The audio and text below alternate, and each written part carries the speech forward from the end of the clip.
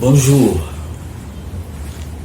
mes frères, mes sœurs en Christ, mes frères du monde entier, mes sœurs du monde entier. Que Dieu vous bénisse.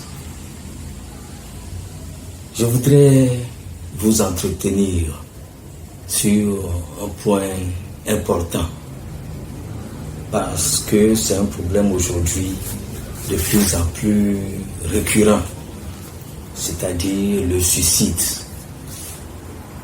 Les gens se suicident parce que cette vie est devenue trop difficile pour eux. Alors, ça veut dire que les gens pensent que quand ils se suicident,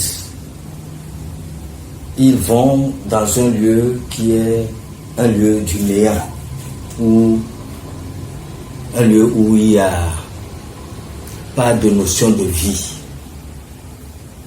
un lieu où il n'y a pas d'existence. Donc ça veut dire que s'ils se suicident, ils peuvent y aller et rester tranquilles dans ce lieu-là. Mais ce qu'ils ne savent pas, c'est que quand tu te suicides, tu as enfreint un commandement de Dieu. Allons dans Exode 20, verset 13. Exode 20, verset 13. Tu ne tueras point. Verset 14. Tu ne commettras point d'adultère. Verset 15. Tu ne déroberas point. Verset 16. Tu ne porteras point de faux témoignages contre ton prochain. Vous pourriez vous-même lire tout Exode 20 et voir ce qui est écrit pour mieux comprendre. Mais particulièrement, je voudrais vous parler du suicide. Tous les autres péchés ne sont pas bons à faire. Tu ne voleras point. Tu ne commettras point d'adultère. Tous ces péchés, quand vous les faites, vous êtes déjà condamné.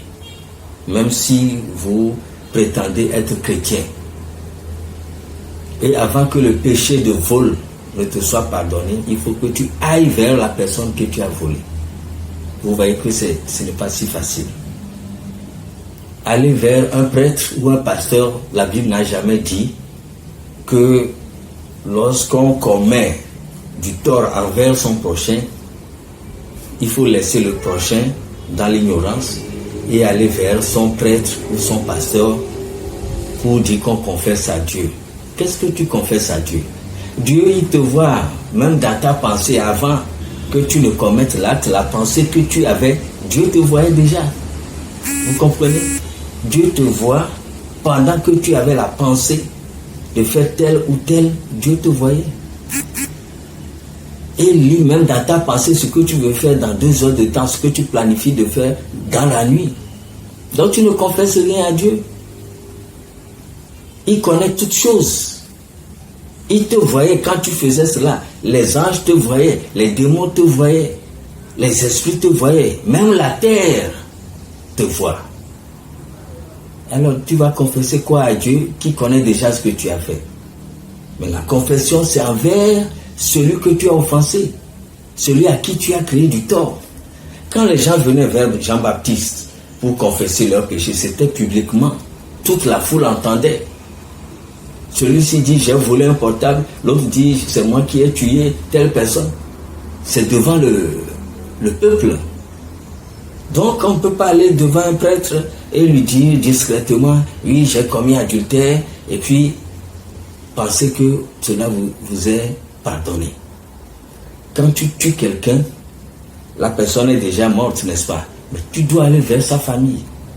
Ou aller sur Facebook ou WhatsApp pour dire, ce sont des moyens aujourd'hui, pour dire, c'est moi qui ai tué tel. C'est une confession. Mais la confession n'a de valeur que si tu dis, où tu prends la décision de ne plus recommencer ce genre de choses. La repentance, c'est ça, que tu puisses dire, oui Dieu, je reconnais que j'ai été pécheur, j'ai commis des torts, je ne veux plus. Je ne veux plus prendre la drogue, je ne veux plus aller voler. C'est ça la vraie confession, la vraie repentance. Donc, un péché qui n'est pas confessé est là. Et beaucoup vont mourir et voir qu'on va leur reprendre le film de leur vie. Même à 5 ans, quand ils ont commencé par voler les bonbons. Donc, il est nécessaire que tu saches que tous les péchés que tu fais, il y aura une conséquence, à moins que tu les aies confessés. Maintenant, tu ne tueras point. Est-ce que la parole dit ici, tu ne tueras point, sauf si c'est toi-même? Non. La parole ne t'autorise pas à tuer, un point, un trait. Alors tu ne peux pas te tuer toi-même aussi et penser que tu es innocent. La vie que tu as, ce n'est pas toi-même qui te l'a donné. Tu n'as pas donné la vie à toi-même. Ça vient de Dieu. Même si ce sont tes parents qui se sont accouplés, c'est un processus qui est ordonné par Dieu.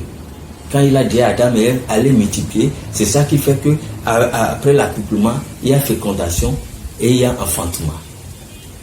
Donc ça ne vient pas de toi. Donc la vie que tu as, tu dois savoir que tu as à rendre compte à quelqu'un, le Créateur. Mais si tu te tues, tu es condamnable.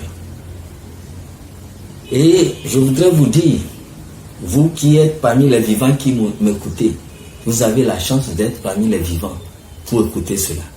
Mais ceux qui ont déjà commis cette erreur de se suicider, de se pendre, de se mettre la corde au cou ou de prendre un comprimé mortel ou un produit mortel et ils sont morts, ils n'ont plus la chance.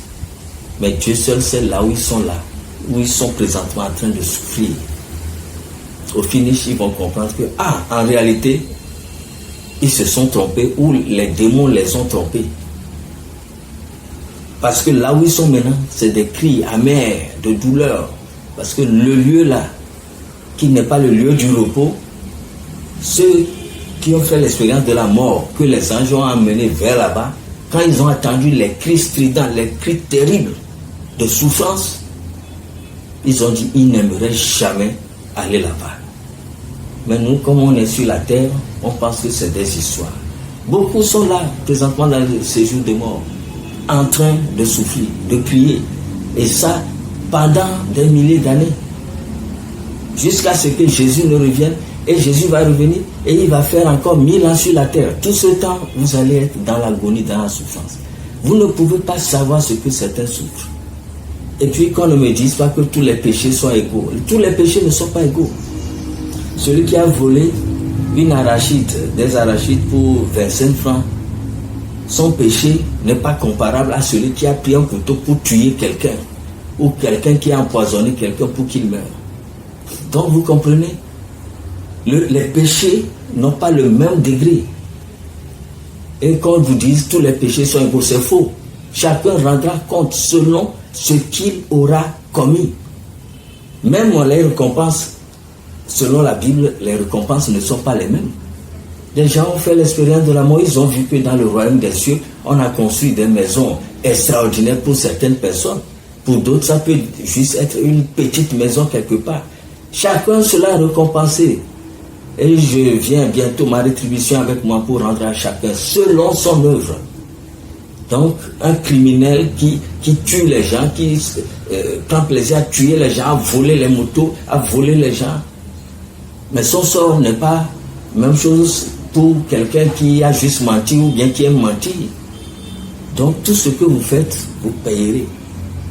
Si tu te tues, sache que là-bas c'est pire. Ce qui t'attend là-bas c'est pire. Mais quand tu tues quelqu'un, là aussi, tu as à prendre ce fardeau-là. Le jour où tu mourras, tu rendras compte. Je voudrais m'arrêter ici. j'ai fait assez de messages concernant Satan. Ceux qui se tuent, c'est le diable qui leur dit de se tuer. Tue-toi. La voix va être persistante. Tue-toi. C'est la même chose pour l'adultère. La voix est persistante, mais c'est à toi de résister. C'est à toi de résister. J'ai beaucoup de messages sur YouTube, sur Satan.